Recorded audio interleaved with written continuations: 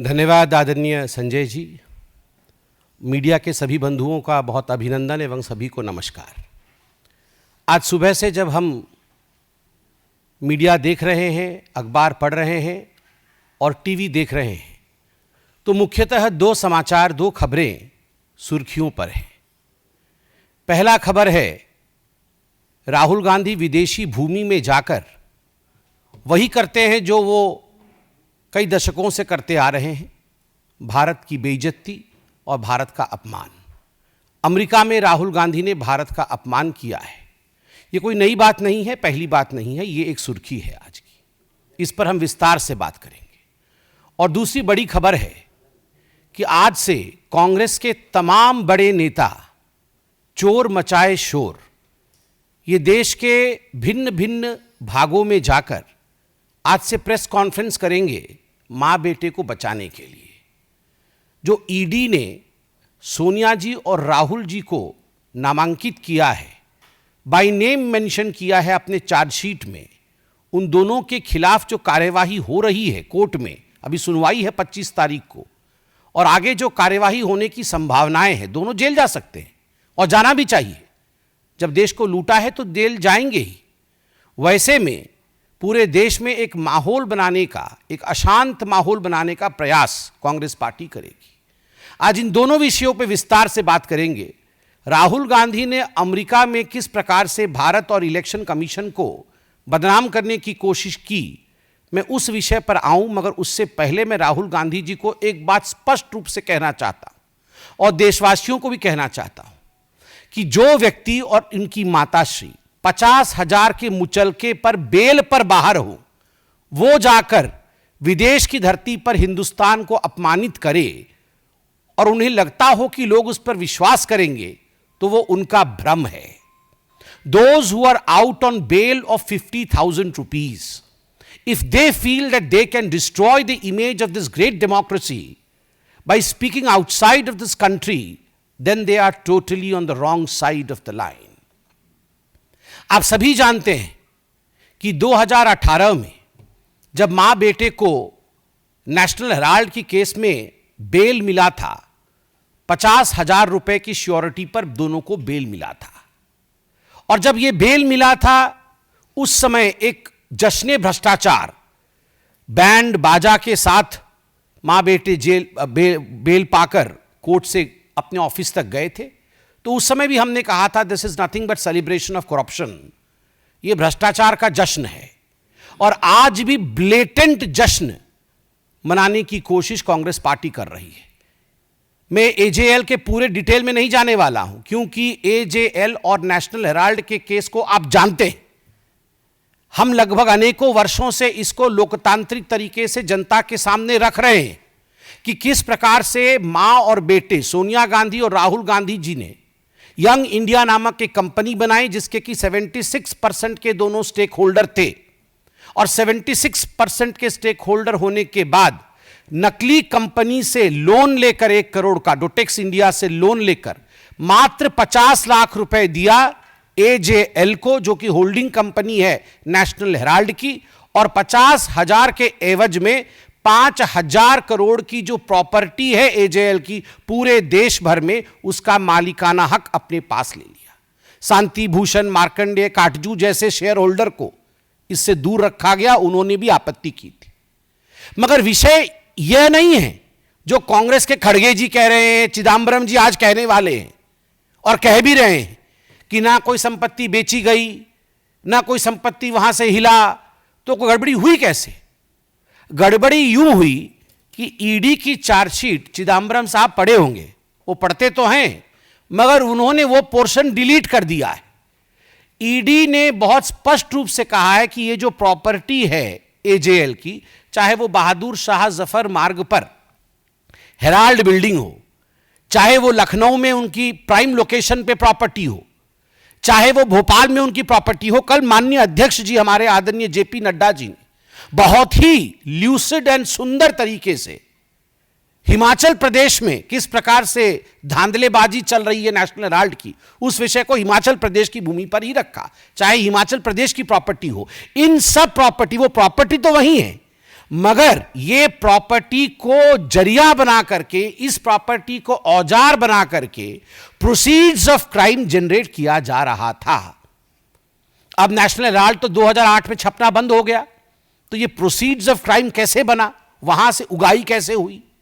आप देखिए, एक बिल्डिंग है बहादुर शाह जफर रोड में, और एक अखबार वहां पहले छपती थी। तो इन्होंने क्या किया, बोगस एडवर्टाइजमेंट, हम नेशनल हेराल्ड में एडवर्टाइजमेंट देंगे और उस एवज में 38 करोड़ रुपया जो है ये मां बेटे ने ले लिया। 38 करोड़ रुपए मां बेटे ने लिया है बोगस एडवर्टाइजमेंट के लिए। क्या एडवर्टाइजमेंट? ना हम नेशनल हेराल्ड में एडवर्टाइजमेंट देंगे। जब लिस्ट देखा ईडी ने तो किसका एडवर्टाइजमेंट है? कोई गुड्डू सिंह है, कांग्रेस पार्टी का कोई छोटा सा नेता है, और उसने बोला है मेरे बेटे के जन्मदिन की बधाई मैं दूंगा उस पेपर में, और किसी ने बोला है मैं सोनिया जी के जन्मदिन की बधाई दूंगा, उसके लिए मैं 50 लाख रुपए देता हूं। अरे जब पेपर ही छप नहीं रहा है तो एडवर्टाइजमेंट कहां दोगे? तो ये जो बोगस एडवर्टाइजमेंट है उसके नाम पर 38 करोड़ रुपया लिया है। ठीक उसी प्रकार बोगस डोनेशन, कि हम नेशनल हेराल्ड के लिए डोनेशन देना चाहते हैं, और कई लोगों ने डोनेशन दिया। एक बहुत बड़ी लिस्ट बना करके 18 करोड़ रुपए डोनेशन का जनरेट किया, मगर जब डोनर लिस्ट देखा गया तो लिस्ट ही नहीं है। किसने दिया भैया ये डोनेशन? जब अखबार ही नहीं छप रहा है तो काहे का डोनेशन? तो 18 करोड़ रुपए बोगस डोनेशन आपने लिया है। और बोगस एडवांस रेंट, बिल्डिंग है नेशनल हेराल्ड की बहादुर शाह जफर मार्ग पे, सबसे बड़ी बिल्डिंग है। हम रेंट लेंगे इस बिल्डिंग में, कल से हम यहां पर कॉमर्शियल एक्टिविटी शुरू करेंगे, यह करके लगभग अनेकों कंपनियों ने 38 करोड़ रुपए डोनेट कर, मतलब एडवांस रेंट दे दिया कि हम अगले महीने से वहां अपना कॉमर्शियल गतिविधि आरंभ करेंगे। मगर किसी प्रकार का कॉमर्शियल गतिविधि वहां नहीं है। जब चेकिंग किया गया तो ये जो 18 करोड़ रुपए का बोगस डोनेशन है, ये जो एडवांस रेंट है 38 करोड़ रुपए का, और जो 29 करोड़ का बोगस एडवर्टाइजमेंट है, ये सारे पैसे कहां गए? कुल मिलाकर के ईडी कहती है ये प्रोसीड ऑफ क्राइम्स जो है ये 988 करोड़ का है। ये 988 करोड़ का बोगस डोनेशन आखिरकार मां बेटे के जेब में गया है। तो मां बेटे को लगता है कि वो बच जाएंगे, तो गलत है। They are not going to be excused and they are not going to be saved. The law is going to take over and catch them. कानून के हाथ लंबे होते हैं, ये हमने सुना है, और होते ही है, ये नहीं छूटने वाले हैं। और यही फ्रस्ट्रेशन है, राहुल गांधी जी का यही फ्रस्ट्रेशन है कि आज वो विदेश की भूमि में जाकर भारत और भारत के महान लोकतंत्र को अपमानित कर रहे हैं, उसे बदनाम कर रहे हैं। बॉस्टन के ब्राउन यूनिवर्सिटी में उनका कोई लेक्चर होना है, वो लगभग 3 दिन की ट्रिप में यूएस पहुंचे हैं। और विडंबना देखिए, जब यूएस के उपराष्ट्रपति भारत में है, उस समय यूएस की भूमि में जाकर भारत को अपमानित और भारत के लोकतंत्र के खिलाफ कहना, यह आदत ऐसी ही है कांग्रेस पार्टी की। आप याद करिए, जब कॉमनवेल्थ हो रहा था उस समय भी यूएस में जाकर, और उस समय भारत में ही भारत के खिलाफ राहुल गांधी और उनकी तमाम जो उनके नेतागण हैं वो कह रहे थे। राहुल जी अमेरिका में जाके इलेक्शन कमीशन को कॉम्प्रोमाइज्ड बताते हैं। वो कहते हैं कि महाराष्ट्र के चुनाव में जिस प्रकार का मतदान हुआ वो एक तरह से फर्जीवाड़ा था। महाराष्ट्र में भारतीय जनता पार्टी को और उनके अलाइज को जीतना नहीं था, और कहीं ना कहीं इलेक्शन कमीशन ने हमारे साथ समझौता किया। मैं राहुल जी से पूछना चाहता हूं, राहुल जी, झारखंड भी तो उसी समय चुनाव हुआ था, क्या आपने इलेक्शन कमीशन के साथ झारखंड में समझौता किया था? आप एक बार सोरेन जी से पूछिए, क्या उन्होंने समझौता किया था इलेक्शन कमीशन से? प्रियंका वाड्रा, उसी चुनाव में जो बाई इलेक्शन हुए थे, उसी समय उसी कालखंड में जो बाई इलेक्शन हुए थे, उस बाई इलेक्शन में वो जीत के सदन में आई पैलेस्टाइन का बैग टांग करके। आप बताइए, क्या प्रियंका वाड्रा ने रॉबर्ट वाड्रा की मध्यस्थता से इलेक्शन कमीशन के साथ कोई कॉम्प्रोमाइज किया तभी उसकी जीत हुई, या वो अपने मेहनत पर जीत कर आई? आप ये बताइए कि 240 सीट जब भारतीय जनता पार्टी को विगत लोकसभा 2024 के लोकसभा में जब हमें 240 सीट और आपको 99 सीट मिली, तो आपने पूरे देश में और सदन में भी ढिंढोरा पीटा कि ये भारतीय जनता पार्टी की हार है और ये कांग्रेस पार्टी की जीत है। तो was the election commission compromise then? आपने ये जो जश्न मनाया था, क्या हम कॉम्प्रोमाइज थे? और ठीक उसी प्रकार महाराष्ट्र में लोकसभा में हमें 9 सीटें मिली और आपके गठबंधन को हमसे अधिक मिली थी। तो was the election commission compromise then by you? केवल इतना ही नहीं, आपने सामने बैठा करके सदन में अयोध्या सीट हम हार गए, इस प्रकार से आपने पूरा सेलिब्रेशन किया। क्या इसके पीछे आपका किसी प्रकार का कॉम्प्रोमाइज था इलेक्शन कमीशन के साथ? किस प्रकार से यह संभव हुआ? क्योंकि भारत में आज फ्री एंड फेयर इलेक्शन होता है, भारत में आज सजीव लोकतंत्र है, इसी कारण यह संभव हुआ। विदेश की भूमि में जाकर भारत पर इस प्रकार हमले करने वाला राहुल गांधी याद रखे कि वो 50,000 की बेल पर बाहर है, वो गुनहगार है, वो भ्रष्ट है, उसने चोरी की है, डकैती की है। नेशनल हेराल्ड का केस चोरी का केस नहीं है, डकैती का केस है। 5,000 करोड़ की प्रॉपर्टी का मात्र 50 लाख रुपए देकर और 440 करोड़ रुपए का इनकम टैक्स गबन करके उसे चोरी और भ्रष्टाचारी नहीं कहते हैं, वो डकैती होती है। मां बेटे ने डकैती की है और डकैती करने के बाद इनकी इतनी हिम्मत है कि विदेश की भूमि में जाकर आप हिंदुस्तान के लोकतंत्र के ऊपर उंगली उठाते हैं। राहुल गांधी, आपसे नहीं हो पाएगा हिंदुस्तान में राजनीति, तो जाकर के किसी और देश से चुनाव लड़िए, मगर जिस थाली में खाते हैं अगर उस थाली में आप छेद करेंगे तो आप देशद्रोही कहलाएंगे। You are traitor. Rahul Gandhi traitor हैं, केवल इसलिए नहीं क्योंकि विदेश की भूमि में जाकर देश की संस्थाओं का अपमान करते हैं और देश के लोकतंत्र को हीन बताते हैं, वो इसलिए भी ट्रेटर हैं क्योंकि देश की संपत्ति का करोड़ों करोड़ रुपए नेशनल हेराल्ड के माध्यम से उन्होंने गबन किया है और केवल अपने सहूलियत के लिए, अपने आराम के लिए गबन किया है। और याद रखिए राहुल गांधी, आप और आपकी माताश्री बचने वाली नहीं है। ईडी के गुस्से को ईसी पर निकाल रहे हो, एनफोर्समेंट डायरेक्टरेट के गुस्से को आप इलेक्शन कमीशन पर निकाल रहे हो। इससे कुछ नहीं होगा।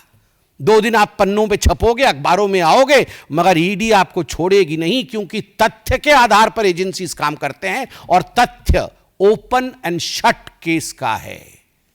यह जो नेशनल हेराल्ड का केस है, यह ओपन एंड शट केस है जिसमें मां बेटे ने लूट मचाई है और आपको इसमें छोड़ा नहीं जाएगा।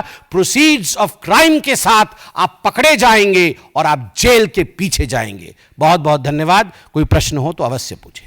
दूरदर्शन संबित जी, राहुल गांधी जब पहले लीडर ऑफ अपोजिशन नहीं थे लोकसभा में, तब भी उन्होंने विदेश में इस तरह के जाकर भारत के विरोध में ऐसी बातें कही थी, संस्थाओं पर सवाल उठाए थे। अब वो लीडर ऑफ अपोजिशन भी हैं, तो क्या उसकी गरिमा का भी ध्यान नहीं रख रहे हो? बीजेपी किस तरह से इसे काउंटर करेगी? आप इस कन्फर्म तो कर ही रहे, लेकिन क्या कोई और आप आगे कदम उठाएंगे कि राहुल भविष्य में इस तरह का करें? देखिए, वो लीडर विथ नो पोजीशन है। आप कह रहे हैं लीडर ऑफ अपोजिशन है, मगर व्यवहार देख के तो लगता है लीडर विथ नो पोजीशन है। अपने पार्टी के अंदर भी पोजीशन नहीं है। आप पूछ लीजिए जाके कांग्रेस वालों से, वो खुद बता देंगे आपको, व्यक्तिगत रूप से बता देंगे राहुल गांधी क्या है। और आप पूछ लीजिए देश की जनता से, जनता तो वोट देकर बता रही है कि is no leader with opposition. जिसके पास काबिलियत नहीं है वो अनफिट हैं, पॉलिटिकली अनफिट है। Politically unfit man always takes the crutches of allegations which are false to prove that he is a leader.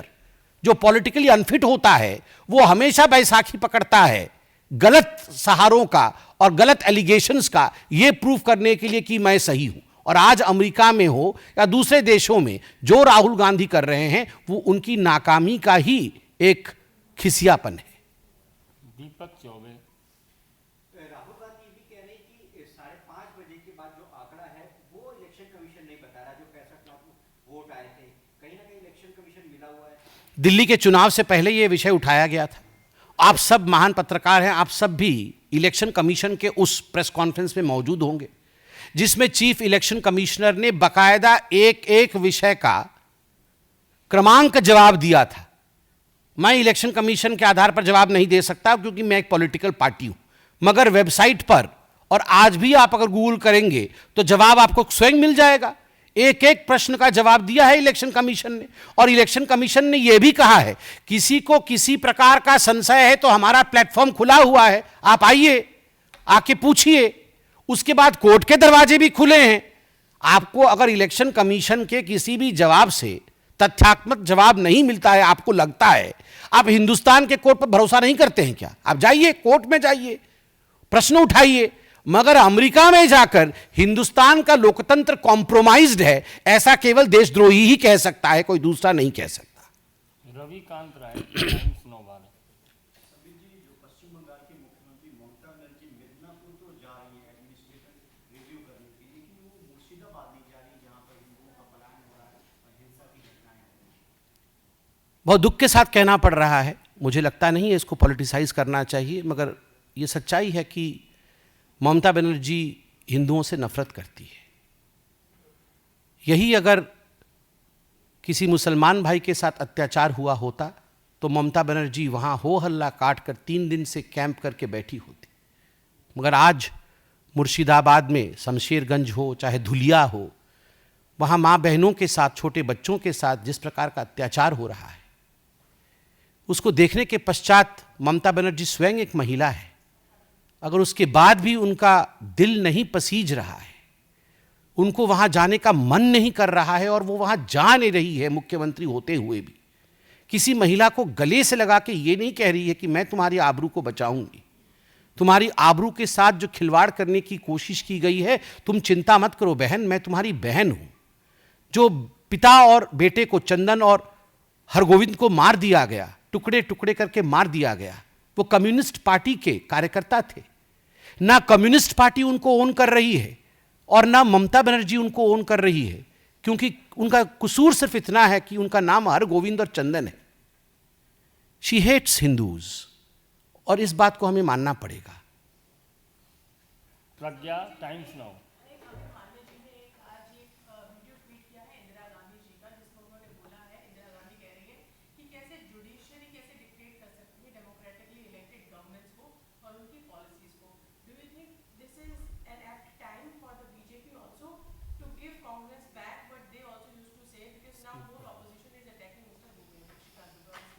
See, as far as judiciary is concerned, we firmly maintain the stand of Bharatiya Janata Party that there are clear division of power in the Constitution of India, and every institution respects the other institution in this beautiful democracy of ours. So no comment on the judiciary of India.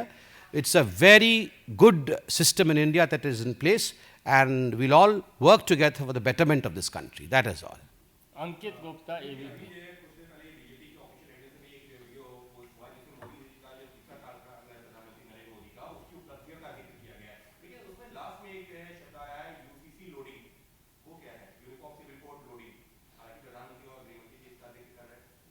देखिए, वो loading का तो मैं अर्थ नहीं जानता हूं, मगर मैं इतना बता सकता हूं कि जहां तक यूसीसी का विषय है उसमें भारतीय जनता पार्टी बैकफुट में क्यों रहेगी।